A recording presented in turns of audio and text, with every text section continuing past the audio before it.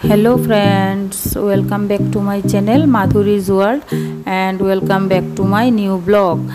আর blog বলবো কি না ভিডিও বলবো আমি বুঝেই পাচ্ছি না, কেননা এই ভিডিওটা করার আমার কোনো ইচ্ছে ছিল না। হঠাৎ করে প্ল্যান হলো জানো, দুপুরে খাওয়া দাওয়া সেরে, দুপুরে না সরি সকালের খাওয়া দাওয়া সেরে আমি আর আমার ছেলে মানে একবারে ফ্রেশ হয়ে আসলাম, স্নান টান করে রেস্ট নিচ্ছিলাম। তখনই আমার স্বামী ফোন করে বলল এক জায়গায় যেতে হবে। তো সকাল থেকেই ফোন আসছিল, আমি কাজের ব্যস্ততার জন্য ধরতে পারিনি। শেষমেশ আমার মানে স্বামীর কাছে ফোন এসে এক ধরনের রাগারাগি, না গেলে মানে রাগই করে নে। তো আর চললাম রেডি হয়ে। এখন দেখো আমি প্রায় রেডি হয়ে গেছি। আর গরমের সময় তো বুঝতেই পারছো, এত তাড়াহুড়ো করে রেডি হয়েছি, মুখে জাস্ট সানস্ক্রিন দিয়েছি আর কিচ্ছু করিনি, আর শাড়িটা পরে নিলাম। আর এত তাড়াহুড়ো করে রেডি হয়েছে জানো, আমি কোনো দিনও এত তাড়াহুড়ো করে রেডি হয়নি। আমার কোনো জায়গায় বেরোবার আগে আমার একটু টাইম নিয়ে রেডি হতে হয়, কেননা আমি সাজগোজটা একটু বেশি পছন্দ করি। তাই তো আর কিছু করার নেই, যেরকম সময় সেরকম তো চলতেই হবে, যখন যেই পরিস্থিতি ওই পরিস্থিতিতে চলতে হবে, কিছু করার নেই। তো আমি প্রায় রেডি হয়ে গেছি, এখন রেডি হয়ে বেরিয়ে পড়ব। আর গরমের সময় জানো আমি চুল একদম ছাড়তে পারি না। অন্যরা চুল ছাড়ে দেখি, অনেকেই তো চুল ছেড়ে চলাফেরা করে, আমার দেখে খুব ভালো লাগে জানো, কিন্তু আমি আর পারি না, আমার প্রচণ্ড গরম, তাই আর চুল ছেড়ে কোথাও বেরোনো পসিবল হয় না। তো এই দেখো আমরা বেরিয়ে পড়েছি, এখন যাচ্ছি। আর প্রচণ্ড রৌদ্র জানো, ভীষণ রৌদ্র পড়েছে।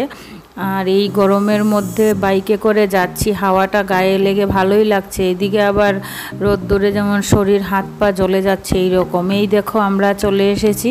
কোথায় এসেছি কেন এসেছি সেটা তোমাদেরকে একটু পরে বলছি। এসেই দেখো সব দেওররা আড্ডা দিচ্ছে, এইখানেই ঢুকে পড়লাম। ননদরাও আছে এখানে, সব ননদ দেওর মিশে খুব মানে জমজমাট আড্ডা চলছে। এই যে আমাদের এক ননদের জামাই, যে আরেক দেওর উপরে উঠে সিংহাসনের উপরে উঠে বসে আছে, তো কতই মজা করছিলাম। আর এইখানে চলে আসলাম, দেখো রান্নার আয়োজন হচ্ছে। তোমরা নিশ্চয়ই কিছুটা আইডিয়া লাগাতে পারছো যে রান্না বান্নার আয়োজন, যেহেতু কিছু তো একটা মানে ওকেশনে এসেছি, তো থাম্বনেইলও দেখে তোমরা বুঝে গেছো। তো যেইটাতে এসেছি সেটা হলো গিয়ে আমার দেওরের আজ পাকা দেখা। এই দেখো দেওর যাচ্ছে, আর আমি ক্লিপটা নেইনি, ক্লিপটা আমার এক দেওর নিয়েছে, কেননা ওইখানে সব মামা শ্বশুর মানে বয়স্করা মুরব্বীরা আছেন, তাই আর আমি সামনে গেলাম না, একটু অড ফিল হয়। তো আমার দেওর আমাকে আগেই বলে দিয়েছিল, দেওর তো জানে আমি কোথাও বেরোলে ব্লগ করি, তো হঠাৎ করে প্ল্যান করলাম, তাই ভাবলাম এইটা তোমাদের সঙ্গে শেয়ার করি। দেওর বলছিল যে বৌদি তুমি কিন্তু কোনো ব্লগ শক করবে না, আমার কিন্তু খুব মানে লজ্জা লাগে।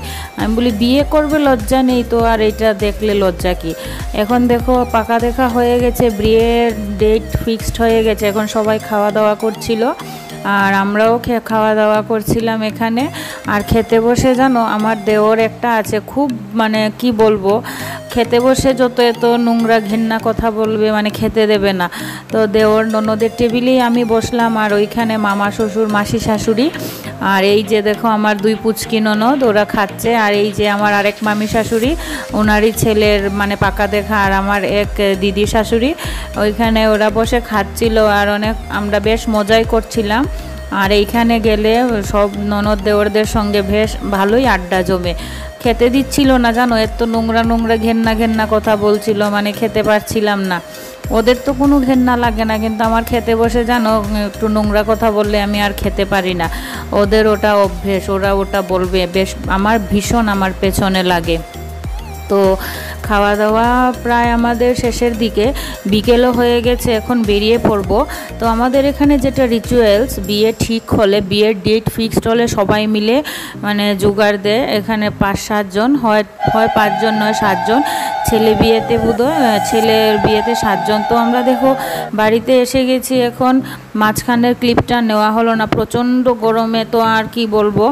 বাবার বাড়ির পাশেই যেহেতু আমার মামা শ্বশুরের বাড়ি, তোমরা দেখে নিশ্চয়ই বুঝে গেছো মামা শ্বশুরের বাড়িতে গিয়েছিলাম, কেননা ওইখানের প্রচুর ব্লগ আছে মামা শ্বশুরের বাড়ি নিয়ে, অনেক ব্লগ করেছি, তোমরা দেখেছো যারা যারা আমার আগের ভিডিও দেখেছো।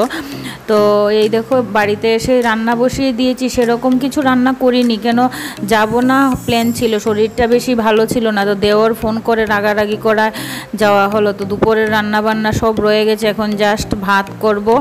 আর এইদিকে দেখো আমার মা ফোন করে খুব মানে কষ্ট পেয়েছে, কেন মায়ের বাড়ির কাছ থেকে এসে গেছি আর ঢুকিনি, প্রচণ্ড গরমে থাকার প্লেনে তো যাইনি, তো আর ঢুকিনি, এসেই স্নান টান করেছি আবার। তো এখন স্নান টান সেরে তো এই যে রান্না করলাম আর ভাত খাচ্ছিলাম, ভাত টাত খেয়ে আবার স্নান করতে হবে, কেননা প্রচণ্ড গরম পড়েছে প্রচণ্ড।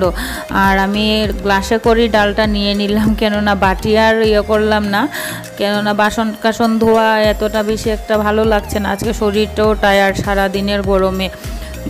তো খাওয়া দাওয়া শেষ হয়ে গেলে তারপরে আর ব্লগটা আর আজকে আর বেশি বড় করব না। আর খেতে খেতে দেখো কাঁচা লঙ্কা পড়ে গেছে মুখে, আর প্রচণ্ড ঝাল লাগছিল।